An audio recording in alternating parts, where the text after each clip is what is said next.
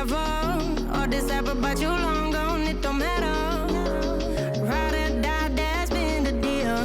The light of your back got disappear. What's going on, guys? It's Logan Anderson back with another video for you today. What we are going to dive into is another fitness Reddit Q&A to hopefully answer some questions of individuals on the fitness Reddit forums and potentially some of the audiences as well that might have the same questions. So without further ado, let's go ahead, jump onto the internet and check out fitness Reddit. We are on the simple daily question thread for October 5th, 2021. So there's a bunch of different things. Let's go down here. All right. So, all right, a link, a recommendation. No. Does anyone have a paper towel? Are my lower abs to be as defined as my upper abs? I feel like I might be losing definition in my lower abs. My upper abs have the classic grid-like definition, but the lower two abs sort of melt into the pose. So, okay, so this is actually a good question, and I feel like I can answer this one pretty well. When it comes to your abdominal muscles, people often split them into two different abs. Like your upper abs is in the top two abdominal muscles that are shown when you are lean enough to show your abdominal muscles, and then the lower abs, typically just the bottom two divots. Now, really, there isn't too much quote-unquote difference between these. They're still your abdominal muscles, your rectus abdominis to be precise, and both of them kind of help in similar movements. Your upper abs, quote-unquote, still help with hip flexion, which is one of the main movements that your lower abs helps with, and your lower abs still help with trunk flexion, which is, again, what your upper abs mainly do. What I think the individual is talking about here is that they don't see their lower abs quite as well as their upper abs, and usually this is due to somebody not being lean enough. The last little bit of fat is usually stored on your lower abs when it comes to becoming as lean as we can and becoming as lean as possible. So what I would say for this individual is they're likely not lean enough to see their lower abs, and that's potentially why they're not seeing as good as definition. That's, for the most part, what it's going to be. It's really hard to simply isolate your lower abs so much that your upper abs won't be defined at all. So that's what I would say. This guy needs to lose a little bit more body fat.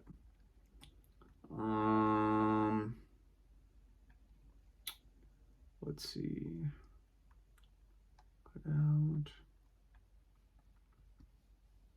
Oh, here we go. Okay. So this one, any tips for someone who does manual labor? My back is getting stiff, and some of the bags of concrete I lift are half my body weight. Any stretching routines or exercises I can do to not injure myself or make my job easier, maintain or improve my flexibility or mobility?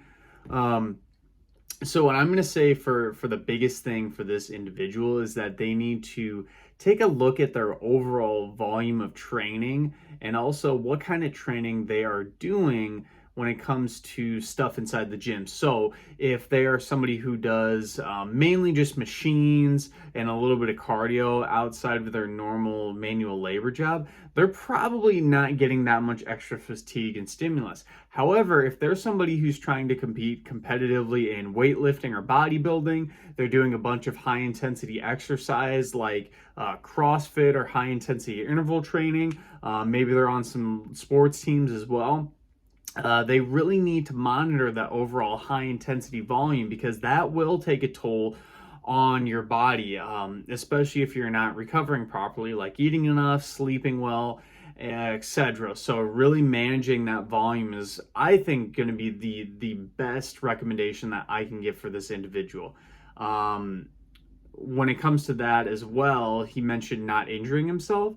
becoming stronger overall and managing that workload and volume is going to help you not injure yourself. So if you are very fatigued going into work because you just deadlifted a bunch of singles at 90%, the chances of you being under recovered and potentially leading to injury during your normal work is much higher.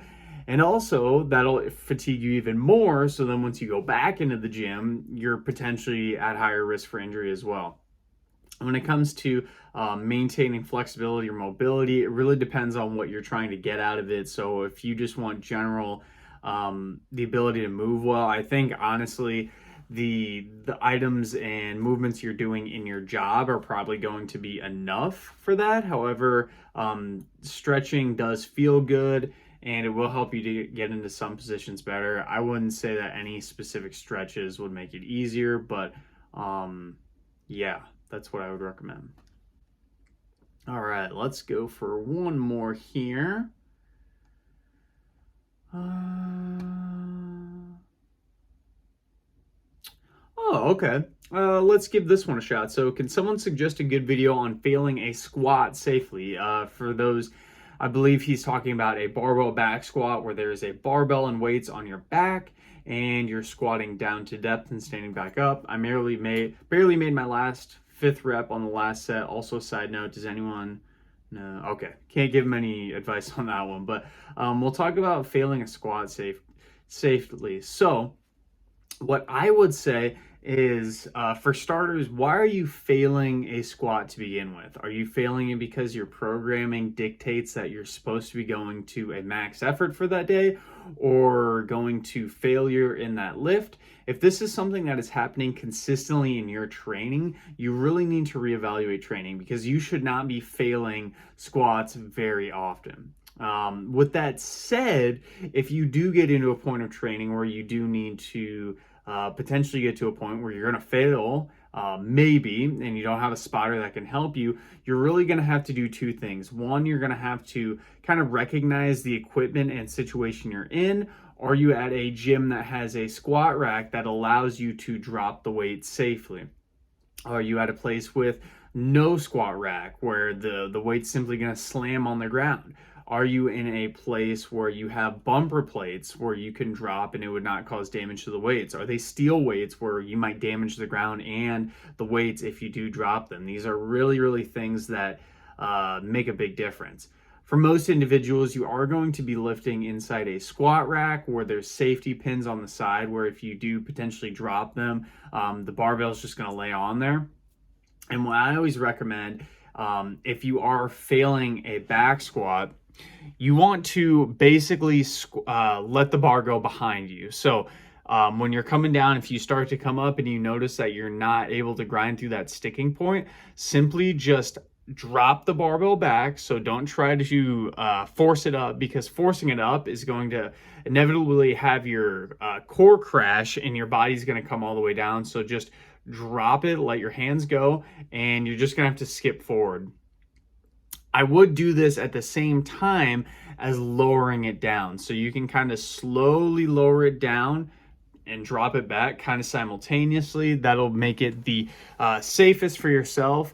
If you have bumper plates on the weights and you are in a facility where you're able to just simply drop the weights, that is even easier, where once you fail it, you can literally just toss it behind you, assuming that there's no one behind you that might get injured. So that's kind of the big takeaway from there. So yeah, that's something you can also practice too with lighter weight. Try failing with just the bar and see how that feels for you too, because I think getting that practice, and you shouldn't be practicing this all the time. Again, you shouldn't be failing all the time.